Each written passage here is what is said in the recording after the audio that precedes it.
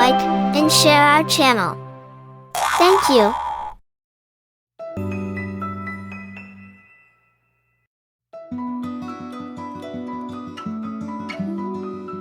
प्यारे बच्चों, ये कहानी है स्पाइडरमैन और आप जैसे प्यारे छोटे से बच्चों की। एक दफ़ा का जिक्र है कि न्यूयॉर्क सिटी में स्पाइडरमैन लंबी लंबी इमारतों के दरमियान झूल रहा था और हफ्ते की सुबह को एंजॉय कर रहा था। शहर खामोश था। स्पाइडरमैन को एक रेयर मोमेंट मिल गया था अपने होम टाउन की खूबसूरती को एक्सप्लोर करने का। जैसे ही वो सेंट्रल पार्क से गुजरा, उसने बच्चों की हंसी सुनी और खेलती हुई आवाज़ें सुनी। उनमें से उसका एक दोस्त मैक्स था जो स्पाइडरमैन के पास भागते हुए आया। मैक्स ने चिल्लाते हुए स्पाइडरमैन को कहा कि हमें तुम्हारी मदद चाहिए। उसके हाथ में एक मैप यानी कि नक्शा था और वो स्पाइडरमैन की तरफ लहराते हुए करीब आया और कहा, ये पुराना नक्शा है जो मेरे दादा के कमरे के ऊपर वाले हिस्से में मिला है। लगता है कि शहर में कहीं खजाना छुपा हुआ है। स्पाइडरमैन को एडवेंचर्स बहुत पसंद थे और बच्चों की मदद करते हुए खजाना ढूंढना उसे परफेक्ट लग रहा था। सैटरडे के दिन गुजारने के लिए उसे ये काम बहुत अच्छा लग रहा था। स्पाइडरमैन ने मुस्कुराते हुए कहा, चलो ये खजाना हम मिलकर ढूंढते हैं। स्पाइडरमैन और बच्चे क्लूज़ को फॉलो करते हुए चल पड़े। उनका पहला स्टॉप था पुराना क्लॉक टावर, वो भी नदी के पास। नक्शे में एक सीक्रेट रास्ते का जिक्र था जो कि क्लॉक टावर के अंदर था। अपनी सुपर पावर को इस्तेमाल करते हुए स्पाइडरमैन ने एक भारी पत्थर के दरवाजे को उठाया और वहाँ एक डार्क मिट्टी से भरी हुई टनल दरियाफ्त की। टनल उन्हें एक छुपे हुए जंगल तक लेके गई, वो भी शहर के बीचों बीच। ये एक मैजिकल जगह थी जहां दरख्त आसमानों को छू रहे थे और नदी शीशे की तरह चमक रही थी और जंगल भी चैलेंजेस से भरा हुआ था। उन्हें बहुत सी पहेलियां भी सॉल्व करनी पड़ी, शेकी ब्रिजेस क्रॉस करने पड़े और ऊंची पहाड़ियां और ढलानों पर भी चढ़ना पड़ा। अचानक से उनका सामना एक बड़े नाराज और चिड़चिड़े भालू से हुआ जो कि उनका रास्ता रोक रहा था। स्पाइडरमैन ने अपनी पावर्स इस्तेमाल करने के बजाय बच्चों को एक कीमती सबक सिखाया और कहा कि हमें नेचर और इसके लोगों की इज्जत करनी चाहिए। उन्होंने एहतियात से पीछे हटकर दूसरा रास्ता इख्तियार करते हुए चल पड़े। घंटों की एक्सप्लोरिंग के बाद वो आखिरकार एक छुपे हुए गुफा तक पहुंच गए जो मैप पे एक बड़े रेड एक्स से मार्क हुआ था। गुफा के अंदर उन्हें एक पुराना संदूक मिला जो धूल और मिट्टी से ढका हुआ था। स्पाइडरमैन और बच्चों ने मिलकर उसे खोला। उनके दिल बड़े एक्साइटमेंट से धड़क रहे थे।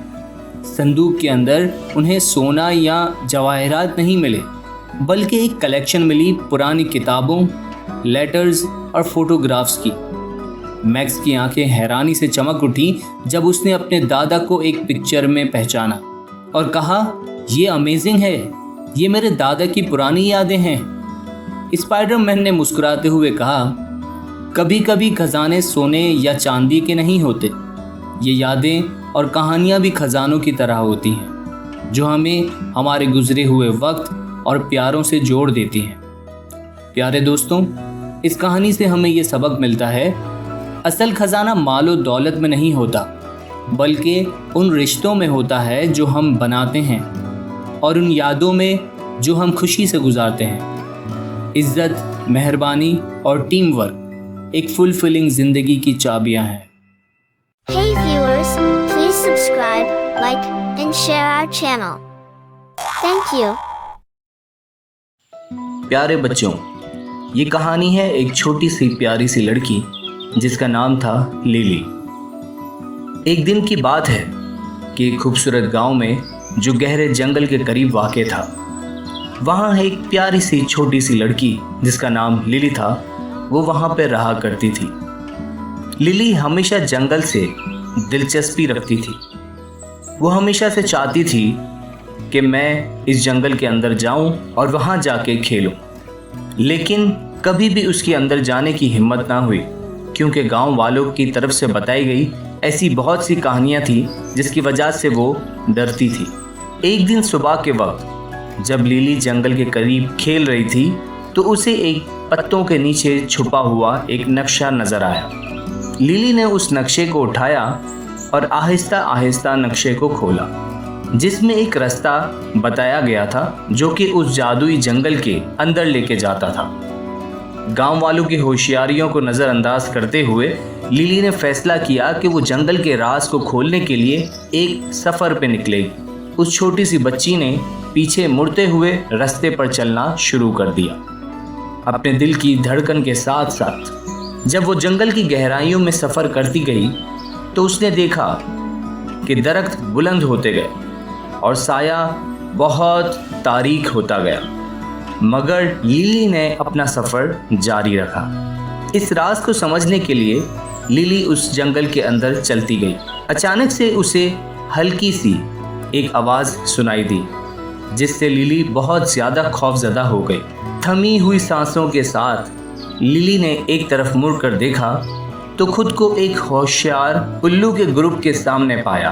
उस उल्लू के ग्रुप ने उस बच्ची की मदद करने की पेशकश की। उस उल्लू ने लिली से कहा कि हम मिलकर इस जंगल की खोज करते हैं। लिली और उसके नए दोस्त मजीद जंगल की तरफ बढ़ते गए। बहुत से राजों से पर्दा उठता गया, दूसरे जंगल के जानवरों से मुलाकात होती गई। मगर जैसे ही रात छा गई और जंगल को तारीकी ने घेर लिया तो जंगल को एक धुंध ने लपेटा हुआ था। उस जंगल के दरमियान में एक बहुत ही पुराना दरख्त खड़ा था, जिसकी शाखें आसमान की तरफ पहुंच रही थी।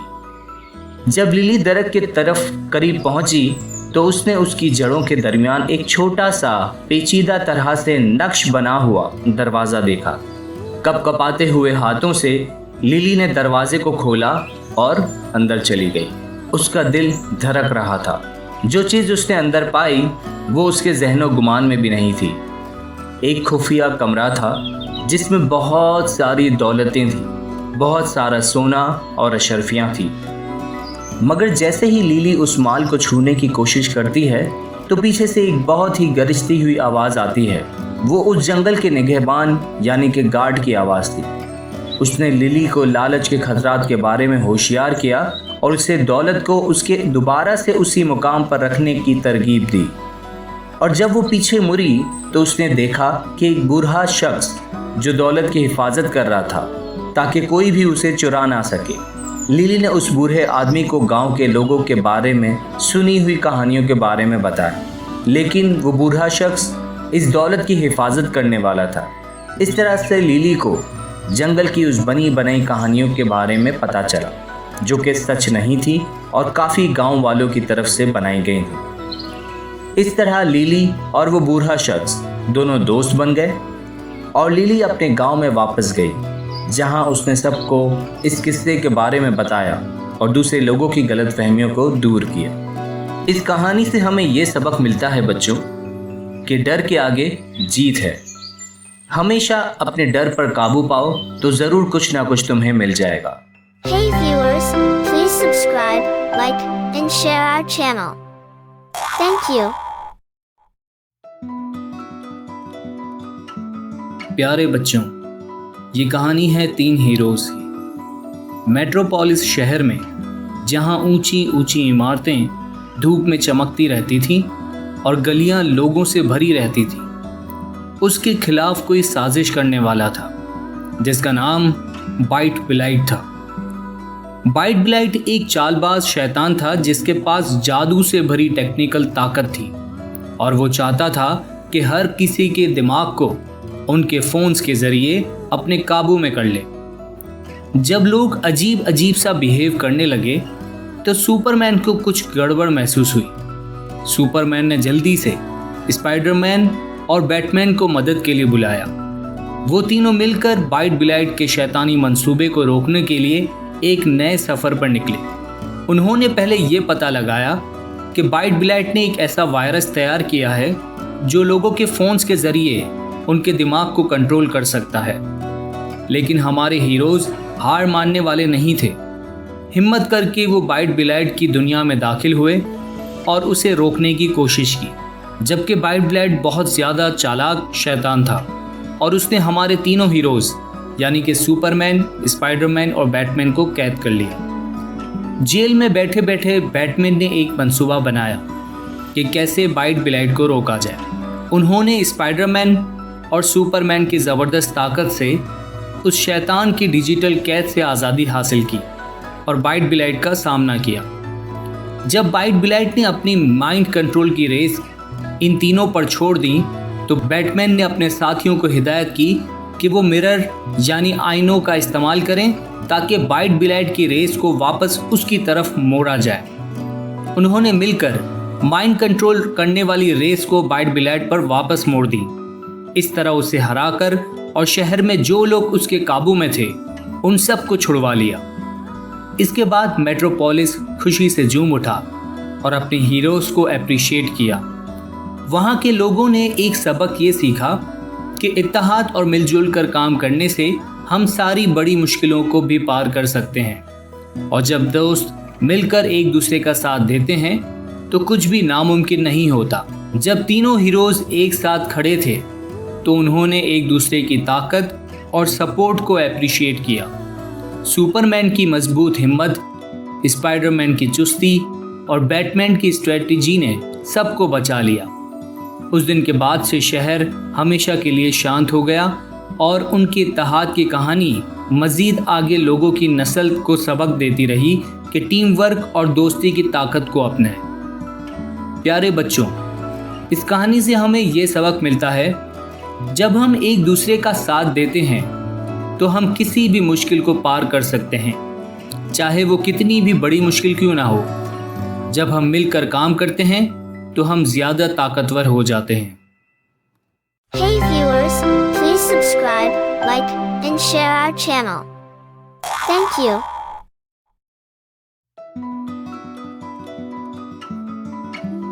प्यारे बच्चों, ये कहानी है हाथी, चूंटी और लोमड़ी की, जिसका नाम है सच्चाई का राज।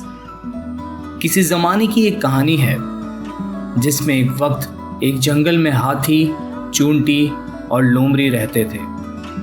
हाथी सबका दोस्त था, चूंटी बहुत ही प्यारी सी थी, लेकिन लोमड़ी बहुत ही चालाक और शरारती थी। एक दिन जंगल में एक अनोखा हादसा हुआ। सबके सामान और खजाने चोरी होने लगे। सबने लोमड़ी पर शक किया क्योंकि उसकी चालाकी और शरारतों पर सबको शक था। हाथी और चूंटी ने मिलकर लोमड़ी को ढूंढने का फैसला किया। वो दोनों घने जंगलों और पहाड़ों पर लोमड़ी को ढूंढने के लिए निकल गए। थोड़ी ही दूर चलने के बाद उन्हें एक गुफा नजर आई और उस गुफा में लोमड़ी को देखा। लोमड़ी खजानों को छुपा रही थी। हाथी और चूंटी ने उनसे कहा, लोमड़ी, तुमने सबका भरोसा तोड़ा है और ये चोरी करना गलत है। लोमड़ी ने मुस्कुराकर जवाब दिया, मुझे क्या पता, मैं तो बस मजाक कर रही थी। तुम दोनों मुझ पर क्यों शक कर रहे हो? पर हाथी और चूंटी को यकीन नहीं आया। उन्होंने मिलकर लोमड़ी को समझाने की कोशिश की, लेकिन लोमड़ी का दिल अंदर से ही काला था। फिर तो बस लोमड़ी की अब खैर नहीं थी। हाथी और चूंटी ने मिलकर लोमड़ी को पकड़ लिया और उसे जंगल के लीडर यानी कि शेर के पास ले गए। शेर ने ये सब किस्सा सुना और लोमड़ी को सज़ा सुनाई। लोमड़ी को अपनी गलती का एहसास हुआ और वादा किया कि कभी दूसरे को धोखा नहीं देगी। पर क्या आप जानते हैं, जब हाथी और चूंटी घर लौटने लगे तब उन्हें एक और नए राज का पता चला। लोमड़ी ने चोरी इसलिए की थी क्योंकि उसने एक और गुफा में असली खजाने छुपाए थे, जो उन्होंने हाथी और चूंटी को दिखाया नहीं था। हाथी और चूंटी को जब ये बात पता चली तो उन्होंने लोमड़ी को समझाया। लोमड़ी ने भी खुद को सुधारने का फैसला किया और वादा किया कि अब वो कभी भी बुरे रास्ते पर नहीं चलेगी। प्यारे बच्चों, इस कहानी से हमें ये सबक मिलता है कि ईमानदारी की वजह से लोगों का भरोसा बनता है और उस भरोसे की वजह से हमें अंदर से खुशी मिलती है, और धोखा देने से आपको शर्मिंदगी का सामना करना पड़ता है। Hey viewers, please subscribe, like, and share our channel. Thank you. Hey viewers, please subscribe, like, and share our channel. Thank you.